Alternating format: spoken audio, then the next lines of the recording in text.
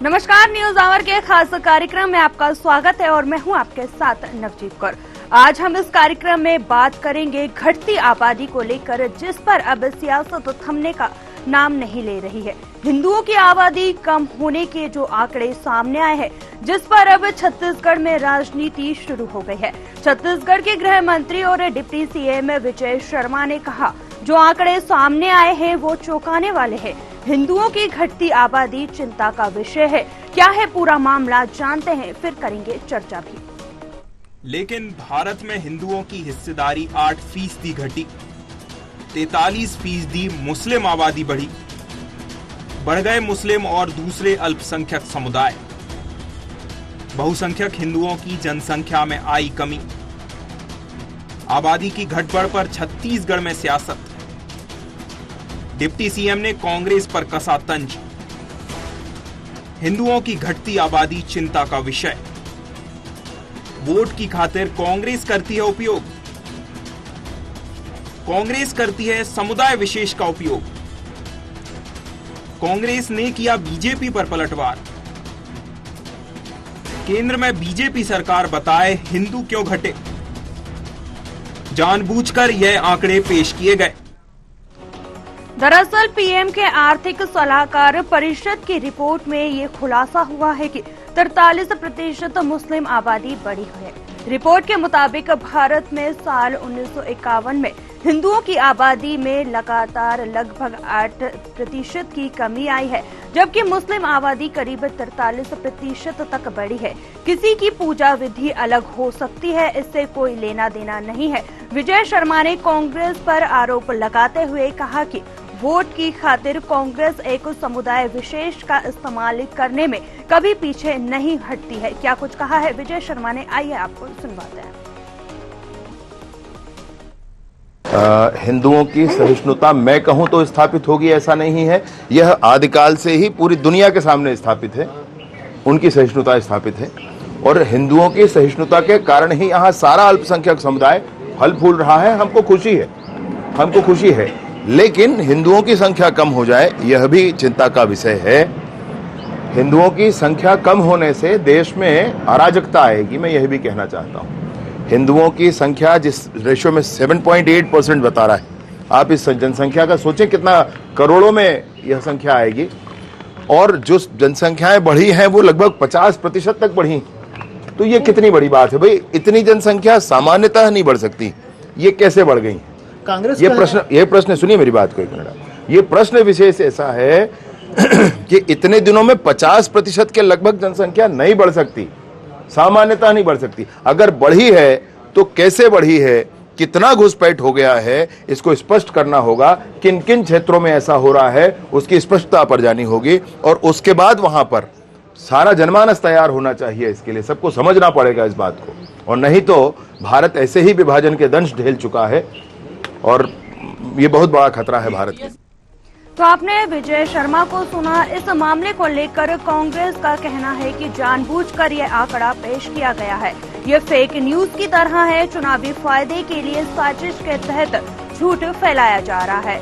10 साल से केंद्र में बीजेपी सरकार है। हिंदू क्यों घटे, कारण बताएं।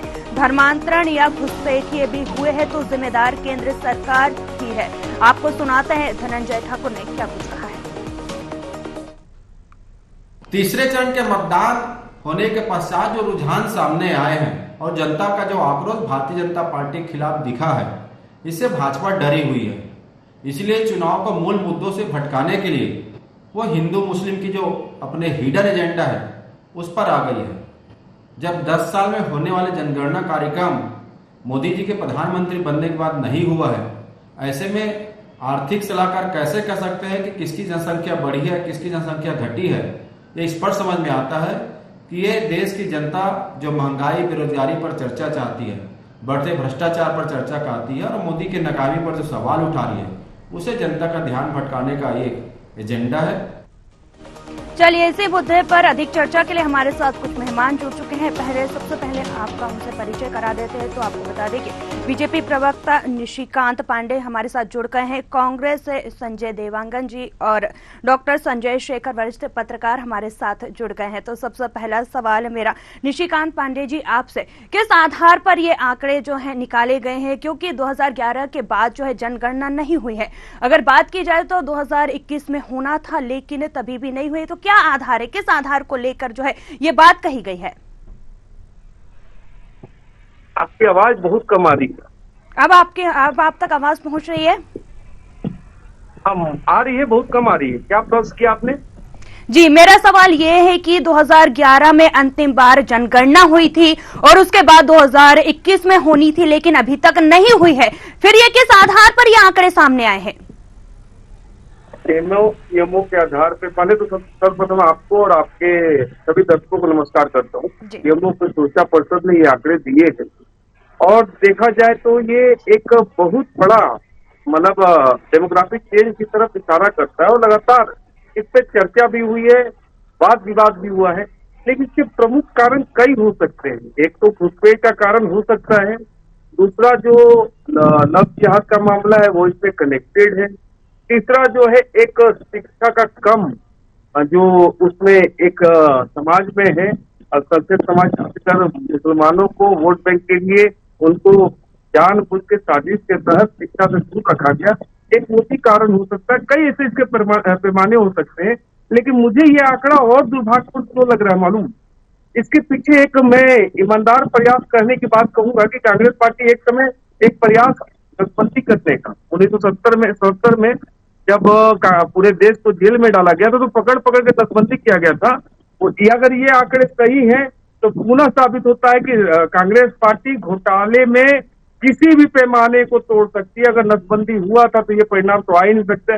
दूसरे तरफ हिंदुओं का अगर जनसंख्या घट रहा है तो ये बहुत बड़ा इशारा कर रहा है कि अगर डेमोग्राफिक चेंज की बात जो इन लोग करते हैं लगातार और स्टेक होल्डर की बात करते हैं, जैसे कश्मीर की बात करें, केरल की बात करें या बंगाल की बात करें, तो ऐसी जगह पे कई जगह पे ऐसी स्थिति बन गई है जहां डेमोग्राफिक चेंज हो चुका है, वहां पे अल्पसंख्यक बहुसंख्यक के रूप में बन गया है, फिर भी अल्पसंख्यक का फायदा भी ले रहा है। तो ऐसी स्थिति में ये देखना पड़ेगा कि अगर ये आंकड़े बिल्कुल तथ्यों के आधार पे हैं, उसका मूल्यांकन और इंट्रोस्पेक्ट सही किया गया है, तो ये देश के लिए एक बड़ा गंभीर समस्या है। रही बात भारतीय जनता पार्टी के लिए, हमारे मित्र बोल रहे थे अभी कांग्रेस के प्रवक्ता, तो एक चीज मैं कहना चाहूंगा कि देखिए ये जो चीजें हैं कोई सी ये 10 साल 1 दशक का नहीं है ये आंकड़ा। ये आंकड़े को आप देखेंगे तो बहुत पुराना आंकड़ा चले आ रहा होगा। लेकिन अगर कांग्रेस पार्टी तुष्टीकरण नहीं करती है और ये डेमोग्राफिक चेंज हो रहा है तो उनको भी चिंता करना पड़ेगा, क्योंकि हमने बंटवारे का दर्द झेला है। आगे कहीं कोई ऐसी स्थिति निर्मित ना हो, ये भी हमको देखना पड़ेगा। जी पांडे जी, जिस तरीके से आपने कहा कि घुसपैठिए हुए हैं, लव जिहाद के जिस तरीके से मामले सामने आए हैं, आखिर इसका जिम्मेदार कौन है? क्योंकि विपक्ष भी लगातार जो है आरोप लगा रहा है, सरकार तो आपकी है। इसके जिम्मेदार देखिए सरकार हमारी है। बांग्लादेश से घुसपैठ हो रहा है, रोहिंग्या आ रहे हैं, इनसे जब बात किया जाता है, कानून बनाने की बात की जाती है तो देखिए लोग कैसे विरोध करते हैं। ट्रिपल तलाक पे लगातार विरोध करते रहे, ये भी एक प्रमुख कारण था। ट्रिपल तलाक पे जो कानून बनाया गया वो भी एक प्रमुख कारण था इसका कि एक व्यक्ति 4 शादी करता है तो उसके परिणाम स्वरूप भी ये परिणाम आ सकते हैं। तो बहुत सारी चीजें परिवर्तित की गई है, बहुत सारी चीजें करनी है। लेकिन ये मामला नवजीत जी न 1 दशक का है न 2 दशक का है, ये लंबी प्रक्रिया है। एक साजिश के तहत अगर उनको शिक्षा से वंचित किया गया, एक ये भी प्रमुख कारण हो सकता है। कई कारण हो सकते हैं जिसको मैं 4-5 कारण आपको बता रहा हूँ, ये प्रमुख कारणों में से है। चलिए बिल्कुल आप बने रहिए, हमारे साथ संजय जी भी जुड़े हुए हैं। आपने जिस तरीके से अपनी बातें रखी, अब संजय जी जो है उनसे भी जान लेते हैं कि उनका क्या कुछ कहना है, क्या कुछ प्रतिक्रियाएं आपकी निकलकर सामने आ रही हैं। जी संजय जी। जी, सर्वप्रथम आप सबको मेरा सादर नमस्कार है, सभी दर्शकों को मेरा सादर प्रणाम। ये चुनाव के जब 3 चरण गुजर गए हैं और अचानक भाजपा को हिंदू खतरे में नजर आ रही है, ये आपको बता दूं भारतीय भाजपा का नया राजनीतिक प्रोपेगेंडा है। 10 साल हो गए केंद्र में भाजपा की सरकार बैठी है, ऐसा उनके द्वारा जब सनातन और हिंदुत्व की बात को लेकर के पूरे 10 साल काट दिए, एक बार भी इनके जहन में नहीं आया कि क्या परिस्थिति है देश की। देश की जनता पूछती रही शिक्षा की स्थिति को, देश की जनता पूछती रही महंगाई को, देश की जनता पूछती रही काले धन को लेकर, लेकिन उसमें जवाब देने के बजाय मात्र हिंदू, मंदिर, धर्म, जाति इसी पे टिके हुए थे। और 10 साल में इनके द्वारा क्या किया गया कि आज अचानक चुनाव के बीच में आंकड़े आते हैं कि हिंदू की संख्या घट गई, मुसलमानों की संख्या बढ़ गई। भाई तो एक चुनावी इनका हथकंडा है ताकि देश के अंदर हिंदुओं को डराया जाए और डरा करके भाजपा में वोट लिया जाए। ये मात्र वोट बैंक अपने बढ़ाने के लिए, ये सत्ता पाने के लिए इनका प्रोपेगेंडा है और कुछ नहीं। 2011 में जो सर्वे हुई थी उसके बाद देश में कोई सर्वे हुआ ही नहीं है। तो आपके पास ऑथेंटिक रिपोर्ट आई तो आई कहां से? बिना सर्वे के आप कैसे जान गए कितने हिंदू घट गए, इतने मुस्लिम बढ़ गए? चलिए 2-3 चीजें आपने स्वीकार किया, इसको बता दो। अब घुसपैठिया की बात करते हैं। आप तो सेना के ऊपर इतनी कंट्रोल है और सेना इतनी डटी हुई है, आप हमेशा उसका श्रेय लेते थे। आज घुसपैठिया अगर देश में घुस गया तो इसकी दोषी कौन? केंद्र सरकार है। आज अगर शिक्षा नीति के लेकर के पांडे जी बोले हो सकता है, तो 10 साल में आपने शिक्षा को बढ़ाने के लिए, लोगों को जागरूक करने के लिए काम की नहीं किया। इसके लिए तो जवाबदार भाजपा है। अगर भारत देश में ऐसी कोई स्थिति हुई है, मैं तो पहले नहीं मानता, क्योंकि ये वोट बैंक को लेकर के देश के अंदर एक लोगों के मन में भय पैदा कर वोट पाने की भाजपा की राजनीति है।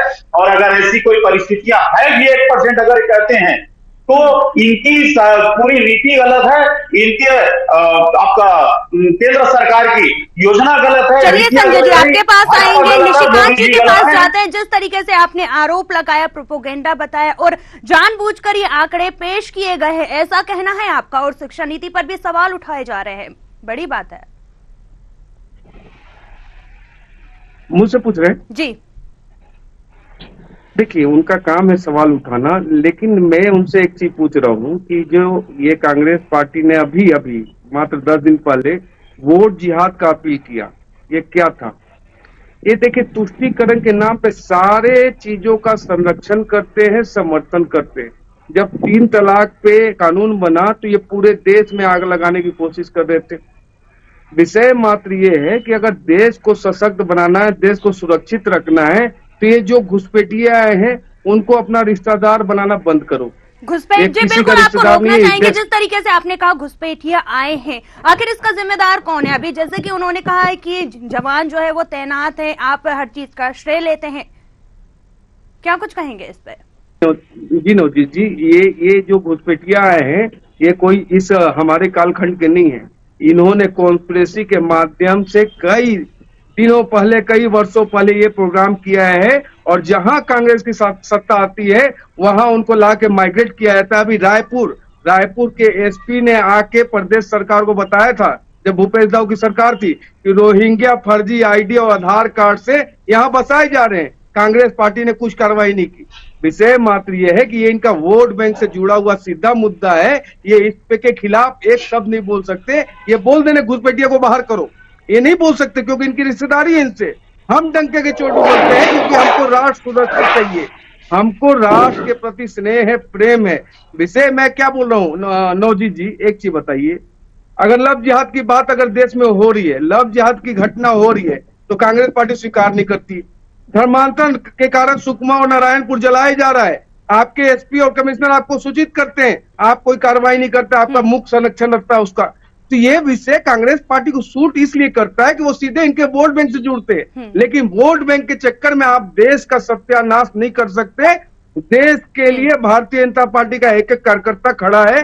और ये जो मुद्दे आ रहे हैं, ये अगर आप कहीं से भी केरल की बात करूं या बंगाल की बात करूं, यहाँ पे कश्मीर में ये एक डेमोग्राफिक चेंज आपने देखा है 3 दशक 4 दशक के अंदर, वो किसी एक दिन की घटना नहीं है। संजय जी, आप अपना मूल्यांकन कीजिए कि एक दिन में हुआ होगा क्या? कश्मीर में 4 दशक से ये सब कार्रवाई चले, तब तो चलिए पांडे जी आप बने रहिए, आप हमारे साथ बने रहिए। अब हम वरिष्ठ पत्रकार संजय शेखर जी के पास जाएंगे। आपका क्या कहना है? 2011 के बाद जो है जनगणना नहीं हुई है, 21 में होनी थी लेकिन अभी तक नहीं हुई है, फिर किस आधार पर, और क्या हिंदुओं की जिस तरीके से आबादी घटी है ये वाकई चिंता का विषय है? जी संजय जी। देखिए, सबसे पहले ये बात बहुत स्पष्ट होना है कि ये पिछले 10 साल के आंकड़े नहीं हैं। जी। ये आंकड़े जो प्रस्तुत किए गए हैं नीति आयोग की तरफ से और प्रधानमंत्री के सलाहकार परिषद की ओर से, दरअसल ये आंकड़े 1950 के बाद से लेकर के अब तक के आंकड़े हैं। और 1950 के बाद से अब तक आपको पता है कि कितनी जनगणना देश में हो चुकी है। तो पहले 2011 तक के जनगणना के आंकड़े तो है ही सरकार के पास, जिसमें सारी चीजें एकदम स्पष्ट है और ऑथेंटिक है। 2011 के बाद जो है नीति आयोग विभिन्न माध्यमों से आंकड़े इकट्ठा करती है। अलग अलग जो योजनाएं हैं उन योजनाओं के लिए बाकायदा जो है जो हितग्राही होते हैं उनके माध्यम से आंकड़े इकट्ठे होते हैं। ठीक है, जातिगत जनगणना नहीं हुई है, लेकिन आंकड़े नीति आयोग के माध्यम से जो भारतीय सांख्यिकी संगठन है उसके माध्यम से आंकड़े इकट्ठे होते रहते हैं। हाँ, एक साथ व्यापक आंकड़े जो है वो जनगणना के माध्यम से होते हैं, और जनगणना के माध्यम से चूंकि कोविड था इसलिए एकत्र नहीं किए जा सके, वो प्रक्रिया चल रही है। लेकिन इसका मतलब ये नहीं है कि कोई भी आंकड़े इकट्ठे नहीं होते। अगर ये कहा जाए तो ये सीधे सीधे गलत होगा, क्योंकि बिना आंकड़े को आप योजनाओं को कैसे क्रियान्वित करेंगे, बिना आंकड़े को आप योजनाओं को कैसे लागू करेंगे। तो नीति आयोग के जो विभिन्न संगठन है जिसमें राज्य सरकारें भी होती है, राज्य सरकार के माध्यम से भी डाटा शेयर किए जाते हैं, राज्य सरकार के माध्यम से भी आंकड़े आते हैं, और उस सब से को एक कंपाइल करके देखिए 2011 तक के जो आंकड़े हैं वो तो ऑथेंटिक है क्योंकि वो जनगणना के आंकड़े हैं। उसके बाद के जो आंकड़े लिए गए हैं वो विभिन्न माध्यमों से नीति आयोग ने लिया, और उसके माध्यम से प्रधानमंत्री के जो सलाहकार परिषद है उनके माध्यम से आई है, और वो रिपोर्ट सामने आई है। तो इसको गलत आप नहीं ठहरा सकते। इसके कारण भी है, देखिए शुरू से अगर आप देखें तो मुस्लिमों का जो मुस्लिम आबादी है और मुस्लिम कम्युनिटी है उसमें एक मान्यता ये रही है कि जो संतान है वो ईश्वर की देन है, उसकी हत्या नहीं की जा सकती और संतानोत्पत्ति को रोका नहीं जा सकता। इस्लाम इसके खिलाफ है, ऐसा मुस्लिम समुदाय के लोग मानते रहे हैं। और यही वजह है कि कुछ दशक पहले तक बड़ी संख्या में मुस्लिम आबादी के लोग परिवार नियोजन का उपयोग नहीं करते थे। हालांकि पिछले 1-2 दशक में उनके अंदर भी जागरूकता आई है, उनके अंदर भी परिवार नियोजन के साधनों का उपयोग बढ़ा है, और अब उनके यहाँ भी आबादी जो बच्चे लगातार वो पैदा करते थे 7, 8, 9, 10, उनकी संख्या 1-2 तक आई है, खासकर जो पढ़े लिखे वर्ग हैं उसमें। लेकिन अभी भी मुस्लिम आबादी का एक बहुत बड़ा तबका ऐसा है जहां तक शिक्षा नहीं पहुंची है, उस शिक्षा नहीं पहुंची है, उस तरीके से उनमें जागरूकता का अभाव है। इस वजह से तुलनात्मक रूप से हिंदुओं की आबादी जो बढ़ रही है या बाकी जो लोग हैं उनकी आबादी है उसकी तुलना में मुसलमानों की आबादी बढ़ रही है। एक कारण ये। दूसरा कारण ये है कि बहुत सारे घुसपैठिए आए हैं, इससे इनकार नहीं किया जा सकता। पूर्वोत्तर के राज्य, चाहे असम की बात कर ले, चाहे आप पश्चिम बंगाल की बात कर ले, चाहे और की बात कर ले, पूर्वोत्तर के जितने राज्य बांग्लादेश से लगे हुए हैं वहां पर बड़े पैमाने पर घुसपैठ, और न केवल वहां पर हुई है बल्कि अन्य अभी इन्होंने 36 बहुत बड़ा मुद्दा था, कैंपेन का बनाया था, और 36 और बड़ी संख्या में इन लोग भी जो ने आरोप लगाया था कि करीब 2 लाख लोग यहाँ पर है। ये भी एक कारण है। और बिल्कुल, चलिए संजय जी, कारण ये है कि तीसरा एक कारण ये है कि इस्लामिक जो जिहाद है, जो कट्टरपंथी इस्लामिक संगठन है, वो मुसलमानों को प्रेरित करते हैं जनसंख्या बढ़ाने के लिए। वो लगातार इस कवायद में रहते हैं कि मुस्लिमों की आबादी बढ़े, और उसमें वो कुछ हद तक कामयाब भी हो जाते हैं, खासकर जो ग्रामीण तबके के लोग हैं, जो अशिक्षित लोग हैं, जो कम पढ़े लिखे लोग हैं उसमें। तो ये 3 ऐसे कारण हैं जो मुझे लगता है कि मुस्लिमों की आबादी हिंदू की तुलना में और बाकी अन्य समाज की तुलना में बढ़ाने में सहायक हुई। बिल्कुल संजय जी, आप बने रहिए हमारे साथ। संजय देवांगन जी है, उनसे जानने की कोशिश करेंगे। जिस तरीके से हमेशा से ही जो आप पर आरोप लगते आए हैं मुस्लिम तुष्टीकरण को लेकर, इसको लेकर आप क्या कुछ कहेंगे? सर्वप्रथम तो मैं ये कहूंगा कि हमारे वरिष्ठ पत्रकार महोदय जितने भी वक्तव्य रखे हैं, एक भी आवाज मेरे तक नहीं आ पाई। अब कारण क्या है, उनकी आवाज मेरे तक नहीं पहुंच पाई, इसलिए उनके बातों को सुन नहीं पाया और उसमें जवाब देने में अक्षम मैं साबित होऊंगा। लेकिन जिस बात के लेकर के भाजपा आज कह रही है, मैं फिर कह रहा हूं, ये देश में 10 साल खाली खिलवाड़ किए हैं। इनको नैतिकता के आधार पे मोदी जी को इस्तीफा दे देना चाहिए और जनता से वोट मांगने के बजाय पे माफी मांगनी चाहिए। 10 साल पूरे देश में धर्म की बात को करके के आरोप लगते नजर आते हैं हमेशा से ही, अगर बात की जाए तो 1950 के बाद से लेकर अब तक क्या चलिए मुझे अवसर मिला, मुझे कहने दीजिए। 10 साल तक आपने देश में किया क्या? शुरू से लेकर के आप यही कर रहे थे, हिंदू सनातन मंदिर। तो फिर आप 10 साल पद में बैठे रहे, कभी भी इस बात को लेकर के जागृति क्यों नहीं आई आपने जो 2014 में सत्ता प्राप्त की, क्यों इसमें पहले आपके कार्यवाही नहीं हुए? जब आप देश में हिंदू राष्ट्र बनाने की बात करते हैं तब अब सर्वे की बात क्यों नहीं करवाए? तब आपके पास आंकड़े क्यों नहीं आए? आज चुनाव के बीच में आपको दिखते हैं कि देश के अंदर मुस्लिम की आबादी बढ़ जाती है, तो ये तो स्पष्ट है आपको कि आप वोट प्राप्त करने के लिए देश के अंदर हिंदुओं के मन में भय पैदा करना चाहते हैं, जिसको 10 साल तक आप करते रहे कि ये हिंदू राष्ट्र बनना है, हम हिंदू के संरक्षक हैं, हम हिंदुत्व को आगे बढ़ा रहे हैं। फिर आप ये क्या, ये तो सारी गलती आपकी है कि सत्ता में आप बैठ करके आपने देश के हिंदुओं के लिए, भारत के हिंदुओं के लिए आपने कुछ नहीं किया। ना मैं पहले भी बोला इस चीज के लिए, पांडे जी कहना है गलती आपकी है। जिस तरीके से आप देख रहे हैं कि आरोप लगता हुआ आपके ऊपर नजर आ रहा है, बड़ा आरोप लग रहा है आपके ऊपर, क्या तरीके से लेकर? ये आप बता दो, शुरू से ही जब से सत्ता में भाजपा बैठी है तब से लेकर अब तक के आरोप काम कर रहे हैं। संजय जी सुनना भी चाहिए, नहीं कर रहे हैं, देश की आर्थिक स्थिति पर काम नहीं कर रहे हैं, देश के युवाओं के रोजगार पे कोई काम नहीं कर रहे हैं, इनको चुप कराइए, काम कर रहे हैं। इनको पता ही नहीं क्या बोल रहे हैं।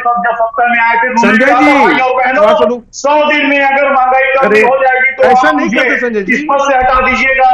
कांग्रेस भवन नहीं है, महंगाई की स्थिति, शिक्षा की स्थिति क्या? अरे कांग्रेस भवन नहीं है, थोड़ा आप डिबेट में आए हो, आप प्रचार करने नहीं आओ कांग्रेस पार्टी का। 10 साल तक चलिए संजय जी, पांडे जी के पास आएंगे और ना ही कोई काम किया और ना कुछ किया। संजय जी आपको रोकना चाहेंगे, पांडे जी के पास आएंगे। जिस तरीके से आरोप लग रहा है, क्या कुछ कहेंगे आप?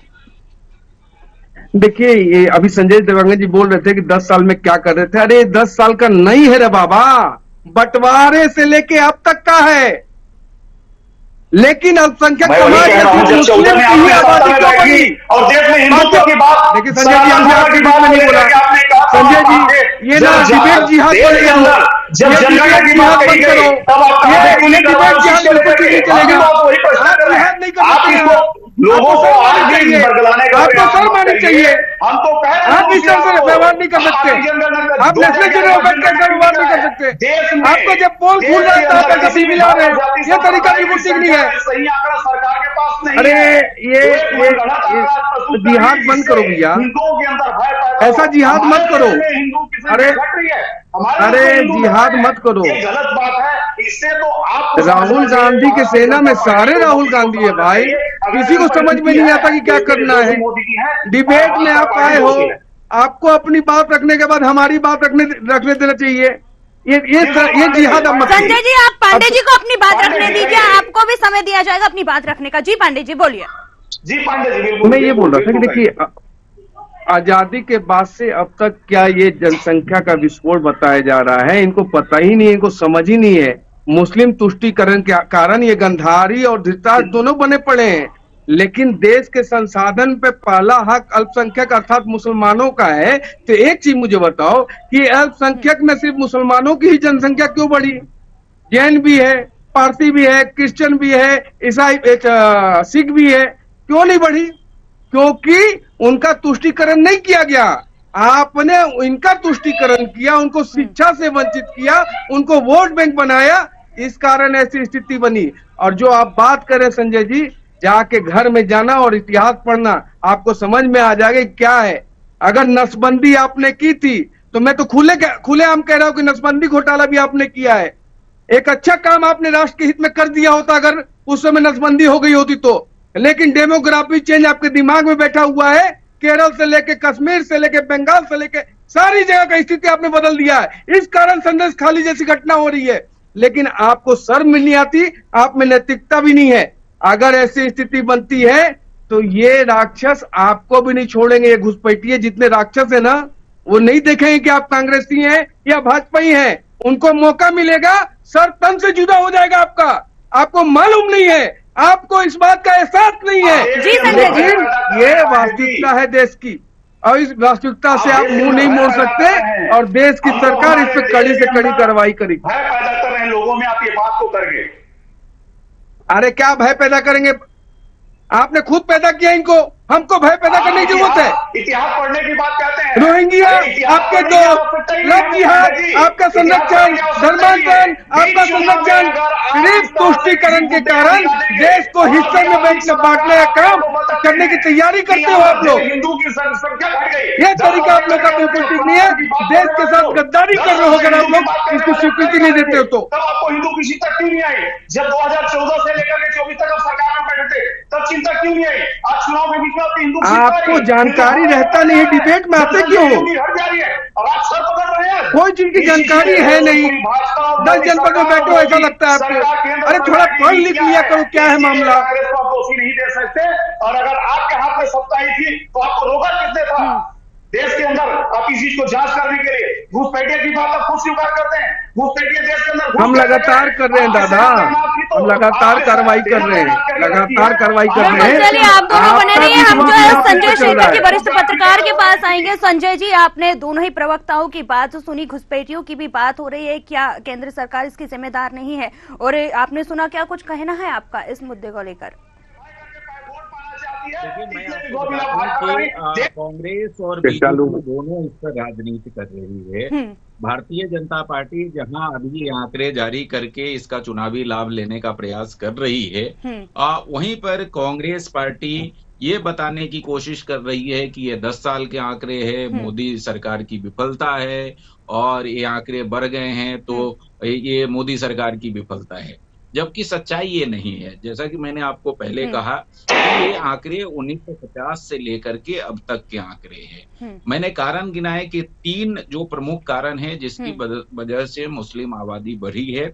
उसमें एक प्रमुख कारण यही है कि अभी भी मुसलमानों में ये मान्यता है कि इस्लाम जो है और कुरान जो है वो परिवार नियोजन की इजाजत नहीं देता है।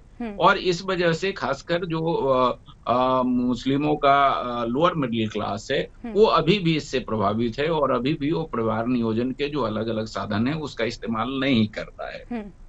दूसरी बात रही परिवार नियोजन का कार्यक्रम जिस समय चलाया गया, और खासकर 1997 के आसपास जिस समय किसी को भी पकड़ करके उसका परिवार नियोजन कर दिया जाता था, उस समय भी मुस्लिमों को लेकर की जो कांग्रेस पार्टी की नीति रही है उसको देखने की जरूरत है। इसका पूरा इस पर कमेंट करने से पहले कुल मिलाकर के मसला यही है कि 3 कारण रहा है। मुस्लिमों के जो खासकर शरीयत के कानून है और कुरान जो कहता है, जैसा मैंने आपको पहले कहा कि परिवार नियोजन की इजाजत नहीं देता है, तो उसका संरक्षण कहीं ना कहीं सरकारें करती रही है, जो पुरानी सरकारें रही है। और जाहिर सी बात है कि शुरू से लेकर के और अधिकांश 60 साल तक तो कांग्रेस की गठबंधन और कांग्रेस की सरकार रही है, तो संरक्षण तो निश्चित तौर पे कांग्रेस ही की है।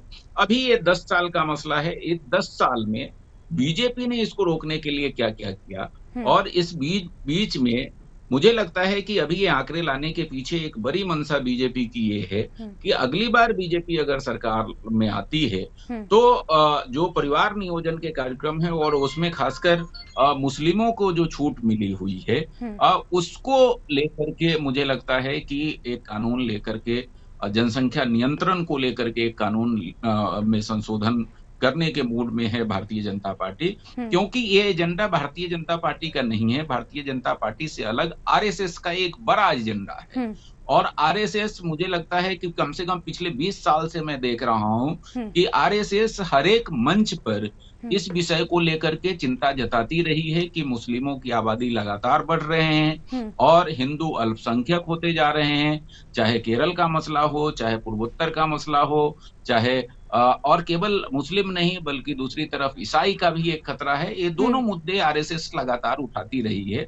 तो मुझे लगता है कि चुनाव से पहले इसको उठा करके बीजेपी एक मैंडेट भी लेना चाह रही है आम लोगों का, जनता का, कि अगर तीसरी बार वो सत्ता में आती है, जिसकी प्रबल संभावना है, तो वो जनसंख्या के नियंत्रण के लिए एक प्रभावी कानून, जिस तरीके से धारा 370 खत्म किया, जिस तरीके से महिला आरक्षण लाया, उसी तरीके से जनसंख्या नियंत्रण कानून भी प्रभावी तरीके से बीजेपी लाने की मुझे लगता है कि एक तैयारी में है। ये डिस्कशन उसी का एक चैप्टर हो सकता है प्रारंभिक। चलिए, आप सभी का जुड़ने के लिए बहुत बहुत धन्यवाद। तो आपने देखा कि किस तरीके से घटती आबादी को लेकर जो है सियासत गरमाती हुई नजर आ रही है। अब देखना होगा कि ये कहां पर जाकर रुकेगी और आखिर आगे क्या कुछ होता है। चलिए, फिलहाल इस खास कार्यक्रम में इतना ही। मुझे दीजिए इजाजत। नमस्कार।